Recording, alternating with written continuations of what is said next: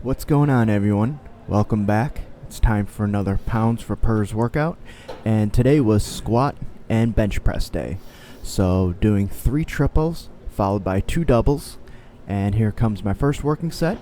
And for the most part, squats were pretty good. Wasn't 100% dialed in, but they felt pretty good for the most part. And while I was warming up, there were 2 girls working out across the room from me, and I glanced left, and one of them waved in my general direction.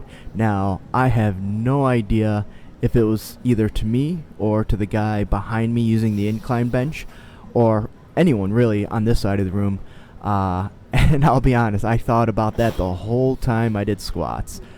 Who knows? But it was a really cute girl, and again, she looked towards my direction, but I'm never right when things like that happen, so if I think maybe, nah, it usually isn't. So I got a little distracted, but overall, squats were good. Here comes the third triple, and I'm pretty confident that by the time I get to all triples, I'll have no problem getting the proper depth. And while I didn't really pause today, I'm going to try my best to do that when I get to all triples, but I'll take that as it comes, so I'm not too worried about it now. That's not for another 2 squat days, so I'm okay right now. And again, today, just getting to depth was really just the goal. That last one right there was just to parallel. I'm not really sure what happened on that last rep, but it's the only rep where I just went to parallel. Everything else, I broke parallel. And for that one, for some reason, I really don't know what happened. I just got to parallel. So here comes the doubles. And again, depth on these, better. That's more like it. And so we'll see. And then for push press, I actually went up a little bit heavier. Pretty much the same weight that I would do working sets with. So I went from 135 to 155 to 185 for doubles. And by the time I did that, I was all set and ready for incline bench, and I'll talk about that when we get to it. But here's the second double, and I think on this one, yeah, my hips were below my knees. And I'm actually reviewing this footage for the first time with you guys, so yeah, that's it. That's good depth. So next up is going to be incline bench, and I made a nice conscious effort to not only pause on my chest, but to really just lengthen the amount of pause and the amount of stoppage for no other reason other than the fact that I wanted to see how long I could do it. Not like trying to go to the limit or anything, but get a really good pause. And the first one is actually the shortest for pauses.